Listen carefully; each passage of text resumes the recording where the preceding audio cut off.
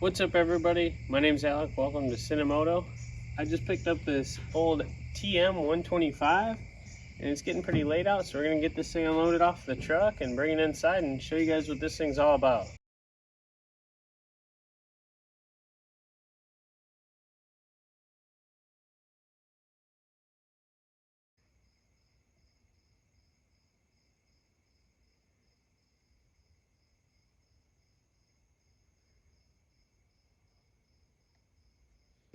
So obviously this TM125 is a pretty unique bike. TM still makes 125s. They're an excellent bike. They look a little bit different since they did back when this thing was built. Nonetheless, they're a limited production number. They don't really make a whole lot of them, and they're all handmade. I want to bring this thing kind of back to the stock original look because these things actually look really cool in stock form. This one has the Paoli forks and the Olin shock. Olin's forks were an option, but this bike obviously didn't have them. This thing's not running. I bought it not running. I don't know what it needs. It seems like it has compression. It's a little bit torn up. It's got a lot of miscellaneous hardware. Phillips here, flathead here. Start by getting this thing cleaned up and then we'll start working on it. So when I got the bike, the seller told me that they were riding and it started bogging down and then it shut off.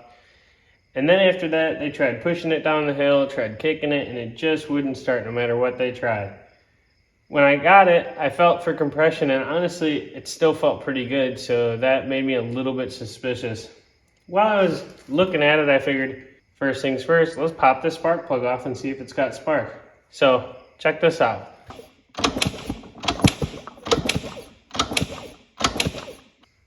Well, there you have it. This thing's got no spark, so no surprise it wouldn't run. Maybe that's all this thing needs, and if that's the case, I'm not going to complain, but we're going to have to find out why it has no spark, and if I'm any lucky, it'll have something to do with this mess of exposed wiring, but I guess we'll have to find out. So I pulled the cover off the ignition side here on the flywheel, and I noticed that it had a spacer in there, so I figured, well, it might have a flywheel weight added onto it. And sure enough, this thing has a stealthy off-road flywheel weight. The flywheel weight here actually just threads in to the flywheel, so I just unthreaded that. The flywheel here uses what looks to be like a Honda style flywheel, and I actually used a Honda flywheel puller.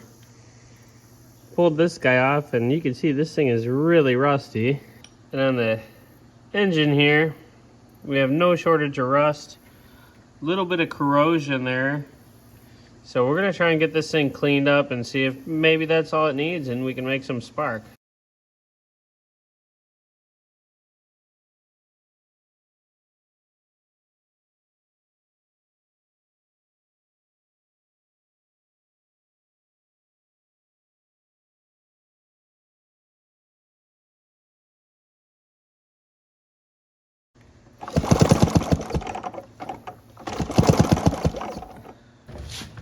All right, so I got this thing all cleaned up. I put the flywheel weight back on. As you just saw, new spark plug cleaned up. We got spark, so that should be enough to get this thing fired up. So I'm gonna put this cover back on, turn the gas on here, and we'll see if we can't get this thing to turn over and light up.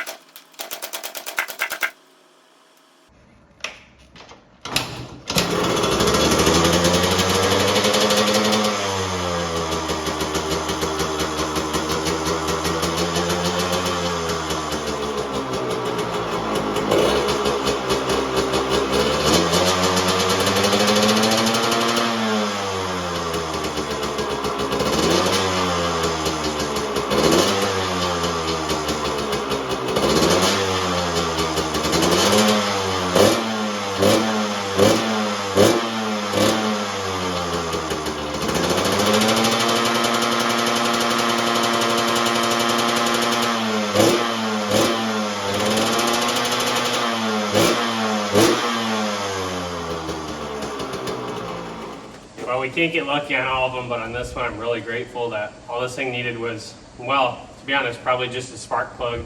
The old one I pulled out was really fouled.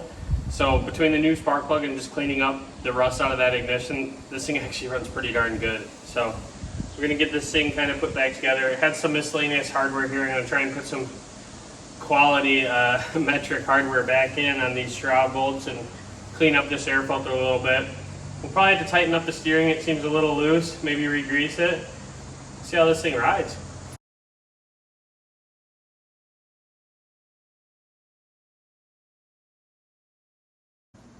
So I just got done looking at this thing and everything's actually been recently re-greased. I think the previous owner just forgot to tighten this top nut up to pull the clamps and the forks up and make it a little more stable and tight. So we're gonna go ahead and just tighten this guy up and then drop everything back down. It should tighten up those forks. So I got the plastic bolted back up here. It's one of the best mods you could do to a bike, even though it's not really a mod. It just use proper matching hardware on everything.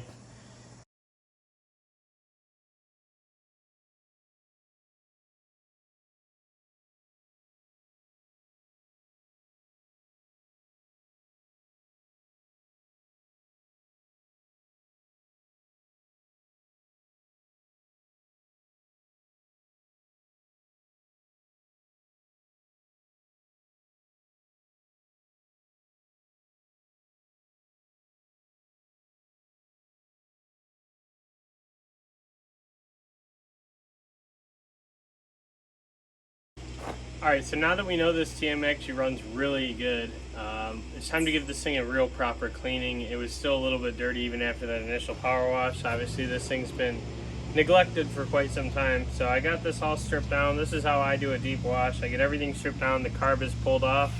I just take a little rubber glove and use the clamp there and clamp that rubber glove on. This air box is going to need a deep cleaning. It's got a lot of gunk in it, so we'll get started, get this thing all sprayed with some degreaser and get the power washer on it.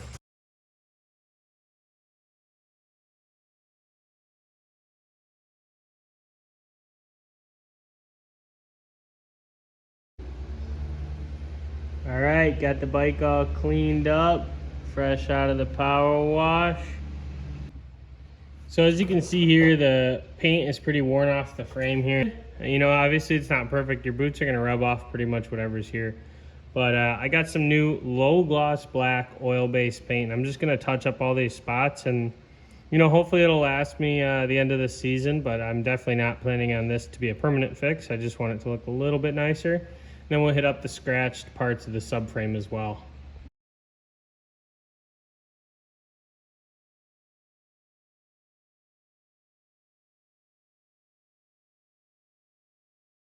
So I wanted to clean up this wiring harness here. It had a couple spots where it was cut and I didn't want to risk getting those wires damaged.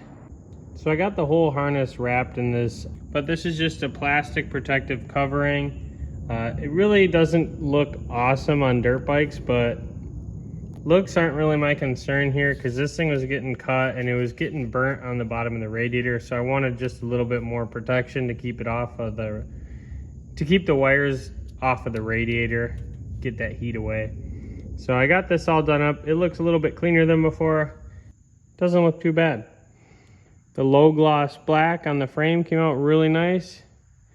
There's the non-painted, I didn't touch it, and then I faded it in here and it blends very nicely, so can't even tell it was painted. Well, I've been making a big mess here, which means progress is getting made. Got the subframe back on, air boxes back on, that wiring harness cleaned up a lot. Got that CDI box factory zip tied. Oddly enough, that's how these bikes come. Well, it wouldn't be a nice build without new plastics, and fortunately for me, the guys over at UFO in Italy still have and still make the plastics for these bikes, which is super cool because these are really not easy to find. So I was able to get these through UFO. Not easily, actually. They really only sell these to the European market. Well, this is the only fender that they produce for these TM bikes that I could find anyway, and I got this from UFO. UFO claimed it fit the 99 model all the way up to, I believe, 04, but This thing is definitely a 2000 through probably '04. It's definitely, the 99 was the only year bike to use these shrouds with the KX subframe style and the KX side panels and rear fender. It never would match the seat correctly, so honestly it looked terrible. So we're just gonna stick the old black 1994 KX rear fender on there.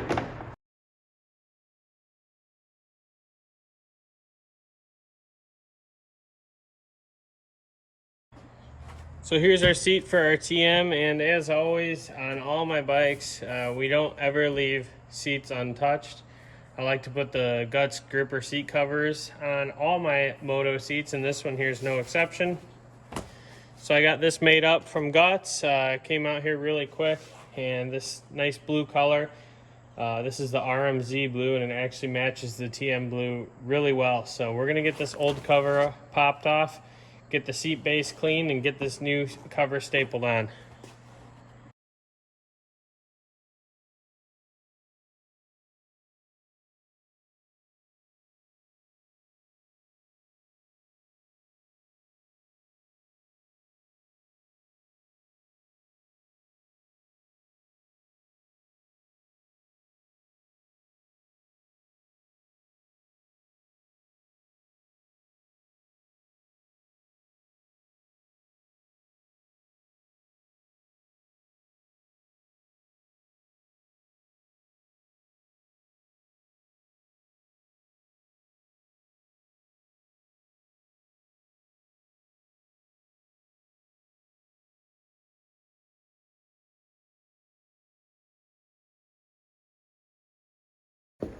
So I got the old bars off. I didn't like the bend on those Pro Tapers, and Leica Metals hooks it up pretty good. So I got these new Hybrid Series bars. These are brand new. Well, they're newer to the line of Leica Metals products. These are 7/8 clamp, 1.1 on the bend, and then back to 7/8.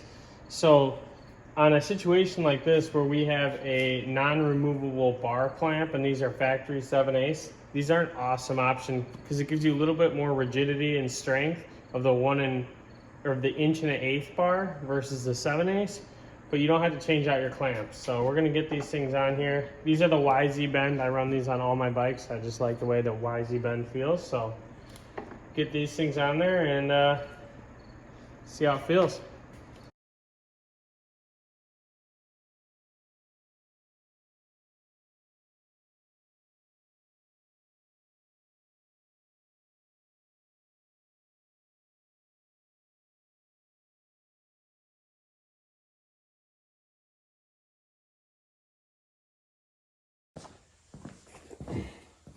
So I got this thing all cleaned up. Now we're gonna throw some numbers on it so we can go race this thing. Fusion Graphics, called those guys and they hooked it up. They got this thing all sorted out.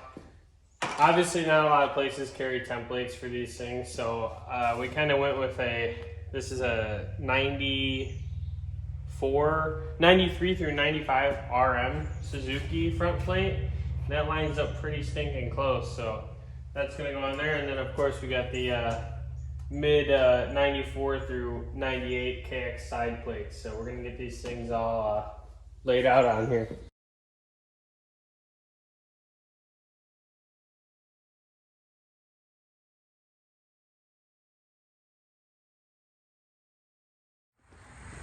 So just like that, the TM125 is cleaned up really nice. I took this thing out, it definitely rips. So we're gonna get the suspension all dialed in on this thing next, and I'm gonna take it out and race it this weekend. We'll see how it does. But for now, that's pretty much gonna conclude this thing. This was probably the best $900 bike I've ever bought. This thing cleaned up really nice, needed minimal work. So we'll just get this thing dialed in, get the carb tuned in, suspension set up, and race this thing. This is a sweet bike.